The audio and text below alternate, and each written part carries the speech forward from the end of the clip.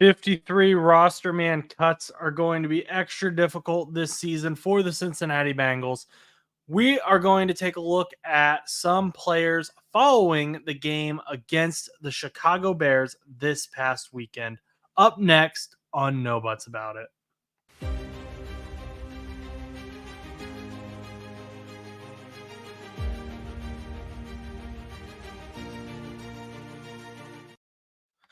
What's up, everyone? It is Josh Butts here with No Buts About It.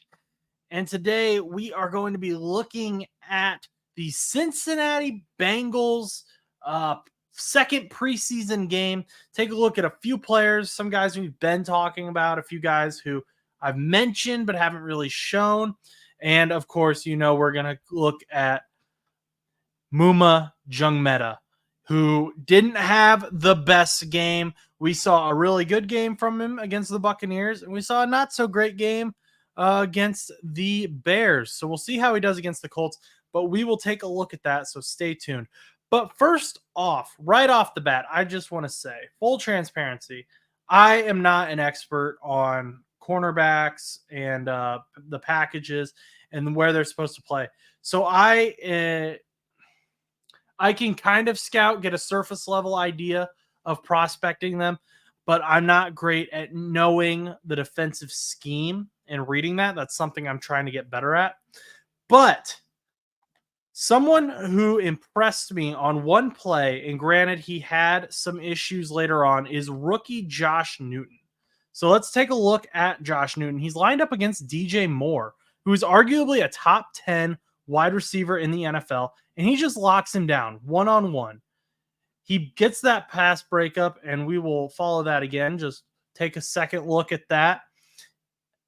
This play was super exciting to me. I really enjoyed seeing him. He's someone who I wasn't necessarily the highest on, but to see him lock up DJ Moore on that play was very exciting. Now, to kind of go back to that transparency a little bit, if you watched the game, you know that almost right after that play happened, Josh Newton kind of seemed to get lost in his coverages. There were a lot of blown coverages. There were times where he just got burnt on some plays. And there were also some areas where it was like, I don't know if that's on Josh Newton, or is that a communication issue, or is the scheme weird?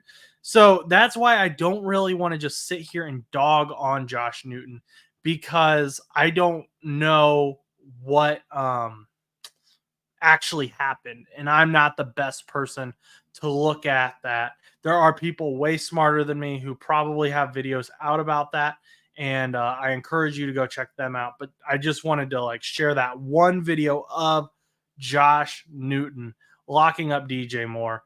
That is an exciting potential for the Cincinnati Bengals, who haven't had a great cornerback duo in a while. They have Cam Taylor-Britt right now, and we're looking for that second cornerback to really be on the outside, to really lock down the secondary.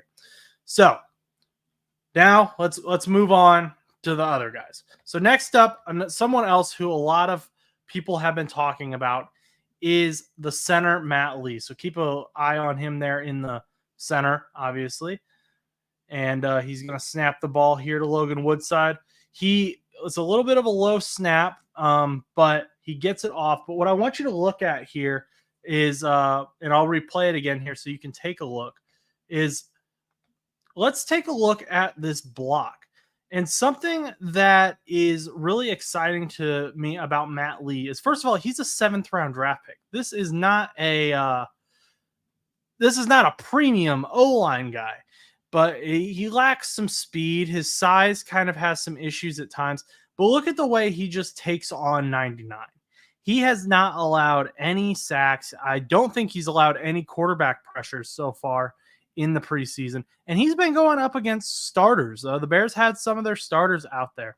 And just look at the way he takes on this defensive tackle and just kind of manhandles him. And they're kind of manhandling each other. And Logan Woodside is just able to dump this pass off easily because he has so much time. He just dumps it off to Tanner Hudson here. And Matt Lee almost unintentionally opens up a lane for Logan Woodside to throw. It's just such a great play. And because of that, the Bengals are going to have a new issue, an issue that they've never had before, and that's that they have too many good O linemen. And there's this argument that Matt Lee should be the starting center for the Cincinnati Bengals. He should be getting those snaps because now, instead of tackle being the weakness for the Bengals, it's becoming the guards, the left and right guard, Cordell Volson and Alex Kappa. So Ted Karras has had a history of playing guard with the New England Patriots when he was in New England. And so he's signed through 2025. You have this rookie who is showing a ton of potential in preseason. Again, going up against stars. He's not just going up against threes and backups, but you have this diamond in the rough. You have this potential star draft steal. Do you move Ted Karras over to guard and allow Matt Lee to take starter snaps? That is a question that the Cincinnati Bengals are going to have to ask themselves. That is something they're going to have to play around with. You now have your tackles. You have Orlando Brown Jr. You have Trent Brown. You have Amarius Mims. Now those guard positions are the most questionable ones. And Alex Kappa and Cordell Volson have both shown positives at times, and they've both shown a lot of negative at times. So you're probably going to have to pick between those two. I think you'd probably pick to keep Kappa in over Cordell Volson. Just how I remember them in my mind and what we've seen so far from what little we've seen of them this preseason. But it'll be interesting to watch how the Cincinnati Bengals handle this, how Frank Pollock handles this. It's a very exciting thing, though, for a Bengals fan to just see us actually have some potential depth and be able to move these offensive linemen around, have some versatility. Matt Lee is not a guard. He cannot play guard. He is a pure center. So if you're going to move Karras or Lee, you are going to move Karras. You're not going to touch Lee. Lee is going to stay at center. The other thing that you have to watch if you are looking at this offensive line is Joe Burrow. He's been with Ted Karras for a while now. They have that chemistry that's so important from the center position. And another thing is the center position has to have a super smart football IQ. They have to be able to call things out. They have to be able to run the O-line. So there may be an experience element to this as well, where Ted Karras wins over that center position. But from a blocking perspective, Matt Lee has shown a ton of potential, and I have no concerns about him playing center at this time. And I would be excited to see him come in as long as Ted Karras moves over to guard. I don't think you would ever take a healthy Ted Karras off that line and put Lee in. Karras would have to replace Kappa or Volson if that were to occur. Those are just my thoughts. We'll see what happens in the final preseason game. But so far, Matt Lee has just looked fantastic and is looking like the steal of the draft for the Cincinnati Bengals. Next up, let's look at Tanner Mclachlan, a tight end that I have been a huge fan of. I think he has a ton of potential. The Bengals, if they put him on the practice squad, I don't think he's going to last long there. So let's first take a look at some blocking. Something I really wanted to see out of Tanner Mclachlan was his blocking ability along with his receiving ability. And now this is just a quick block, and he's going to hold this guy until he can pass him off. And then he's going to go out and run his route. This is the only pass blocking play I could find for Mclachlan, but he's blocking that defensive end. And then I believe that's the left guard comes over. Yep. Left guard comes over and just takes up that block for Mclachlan so he can go out and run his route. But by that point, the ball had already been passed. So this is just such a beautiful play. It allows Woodside to get time to throw the ball. I'm glad we finally have something like this. I don't know if he's going to be a perfect blocking tight end like I would want him to be. And by that, I mean like someone like George Kittle, who can obviously also receive, but is a great blocker. But we finally have a guy who is showing that potential. and it would be really sad to see him get lost on the practice squad. The Bengals have 5 tight ends right now that could potentially make the 53-man roster. You have Mike Gesicki, Drew Sample, Tanner Hudson, Eric All, and Tanner Mclachlan. So obviously Mike Gesicki and Drew Sample are going to make the 53-man roster. You know that. Tanner Hudson, I would not be against a trade. And here is why. Because Tanner Hudson has been on the practice squad of various teams for a long time. We know what Tanner Hudson is. Am I thankful for what Tanner Hudson did for the Cincinnati Bengals last season with Jake Browning? Yes. But as I have said in the past, I am not confident that the reason Tanner Hudson did so well with Jake Browning isn't because they spent time on the practice squad together. I just think they had great chemistry. And that was just an outlier kind of elevation that isn't necessarily going to be replicated again this year. And so I am not willing to sacrifice potentially losing Tanner Mclachlan or even Eric All, really. I got to see Eric All more before I kind of get a read on him. But I am not willing to lose these 2 potential tight ends for a guy that we know what he is. Honestly, Tanner Hudson, you could probably put him on the practice squad, and I don't know that a lot of teams would take him, barring a ton of injuries. And that's nothing against him. It's just that he's older. We know what he is. We've seen him. We have seen Tanner Hudson, and we like Tanner Hudson. But if we can get a trade for him, if we can get a decent player for him, even a depth player would be nice. With guys like Chris Evans going down and Deontay Smith, maybe you just get a depth offensive tackle or a depth running back. There are players out there still. There are players who are going to be on the trade block when the 53-man roster cuts come around. So just maybe consider that. And Tanner Mclachlan has looked great. Let's look at it. Let's look at another play from him. Let's look at this pass play. And I didn't put a look at this arrow because he's in motion coming down on this wheel route. So let's back this up real quick. And he is going to be lined up in the slot. He motions down and he's on this wheel route, and it just kind of a shovel pass dumps off to him, and he gets a ton of yardage in the rain. He shows great speed. I don't hate this. I think that he has some potential to be what Tanner Hudson already was for the Bengals, and then a step above that where he can also be a great blocking guy. He can be that guy who can do both. I get it. He's rough. He's rough around the edges. He's not a Brock Bowers. He's not even a Ben Sinnott. He's not a Jatavian Sanders, but I really think Tanner Mclachlan has that potential, and I would hate to see him go on in the practice squad and get lost to another team who takes him, and then he just does amazing, because I think that's what would eventually happen. So I implore the Cincinnati Bengals, unless they are somehow planning on having 5 tight ends on their 53-man roster, because you have Drew Sample as a fullback and you have these other versatile players like Mike Gesicki is more of a wide receiver. But just keep Tanner Mclachlan on the team, please. Just give him a chance.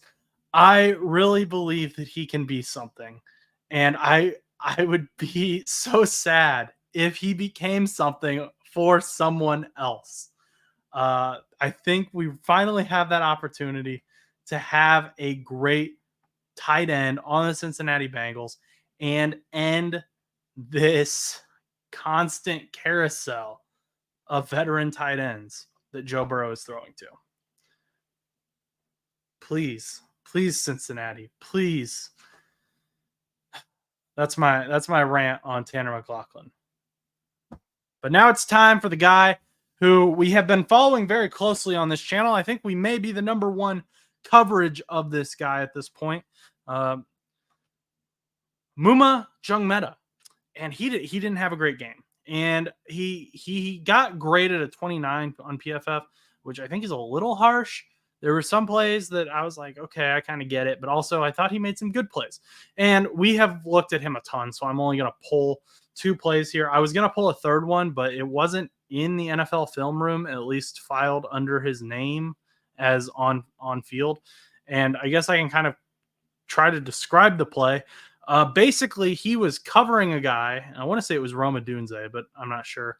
And he let Rome run past him, and then he realized that the quarterback was throwing the ball to Rome or whoever the wide receiver was, and he had to try to chase him down.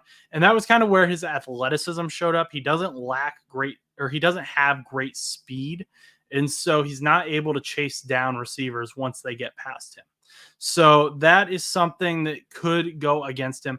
However, as I've said in the past, I see Muma as more of a run defending, block or gap stuffing linebacker who is going to create issues in the pass rush and the run blocking defense.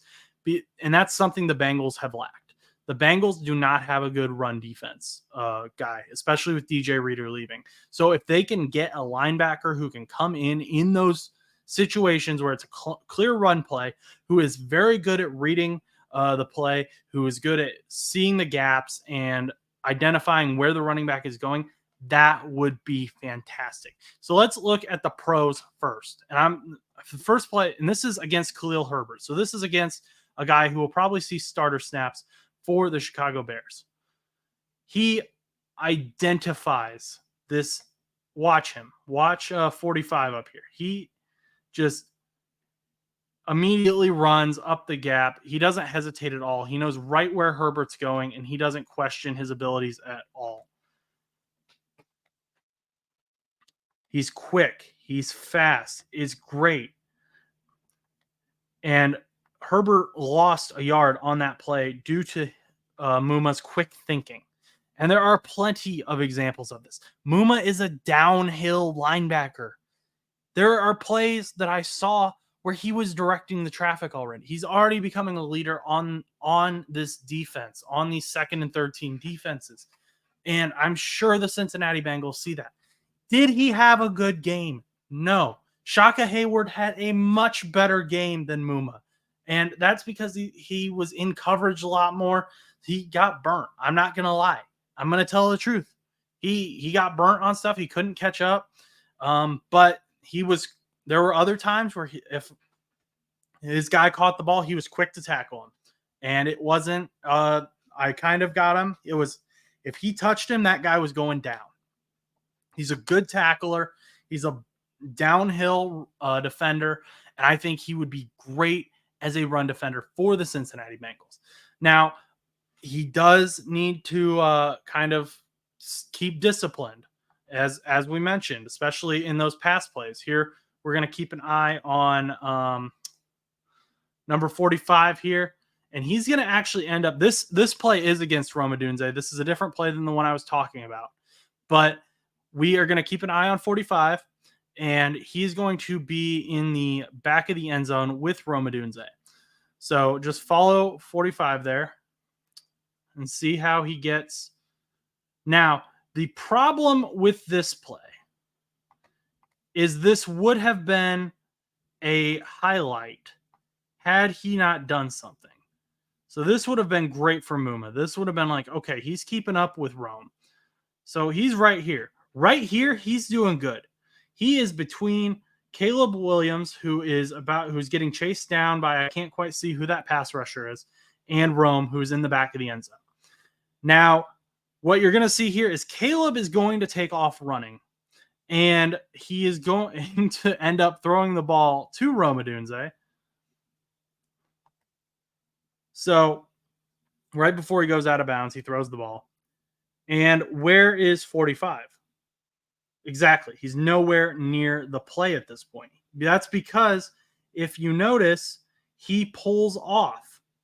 So he's now completely abandoned. Watch him again. He's on the end right now. He's running towards Caleb now. Now let's look here. Caleb, obviously, he thinks that Caleb is going to go into the end zone. He thinks that's what's going to happen. And that's what he's trying to prevent. And, natural instinct tells you to do that. But let's see. He's got one pass rusher here that's chasing him out of bounds. He's got another guy in front of him. And then it looks like Alan George is also here. And 50 could probably get here as well. There's 3 to 5 guys here who are going to get to Caleb Williams before he gets to the end zone or before Maema gets to him. So there's really no reason for Maema to pull off of Rome here, because then that's when this situation happens where Caleb is able to do a very impressive throw. The only reason this wasn't a touchdown is actually because if you look at Rome's feet, he is standing out of bounds. It was a fantastic play by the Chicago Bears. Other than that, where Rome is standing out of bounds, unfortunately for them. But I just wish he had a bit more discipline. And I understand the kind of, dedication. You want to go be a part of the play. And we've talked about that. I've said that's something I like about it. But in that situation, you don't need to do that. Your boys have got you. Don't abandon your coverage, because that could have easily been a touchdown. And in a regular season game, that could have been a game-changing play. We don't want to see that. So hopefully they'll sit down with Maema and they'll say, hey, look, like, your boys got you. Like, we love the spirit, but you got 3 to 5 guys here who are going to get to Caleb Williams. You got the sideline as a defender as well. Just cover your guy. You were doing great up until that point. And again, I think he's very smart. I think he's a very smart player, and he'll look at that, he'll learn from that, and he'll grow. And hopefully he will continue to grow, and we'll see him not do that in the preseason game against the Colts. And hopefully we won't see him do that in the regular season. I really do believe that Maema Njongmeta could be a huge impact player for the Cincinnati Bengals as a run defender, as a downhill linebacker, rusher. Just a very exciting player overall. Him and Matt Lee could end up being great steals for the 2024 Bengals. But that's just kind of my broad outlook at the Bengals players I'm excited about, who I was watching during that game. There are obviously some few other guys, and we'll continue to follow that. But you should go ahead, if you have not already, and if you have, we appreciate you. But if you could check out the rest of our channel, and if you could subscribe, it really helps us out. Our goal is to get to 500 subscribers by the first week of the regular season. I know it's a lofty goal, but I like going for it. So appreciate you stopping by, and I'd appreciate it if you liked, comment, shared. Let me know what you think. Who are you excited to see in final game of the preseason for the Cincinnati Bengals against the Indianapolis Colts? I am going to go watch the Indianapolis Colts game against the Arizona Cardinals, and so we can do some coverage on that. Chuss and I should be meeting up tomorrow to do another full episode of No Butts About It, and we have other content coming out as well. So until next time, I'm Josh Butts for No Butts About It, and you should go do something nice for someone. Goodbye.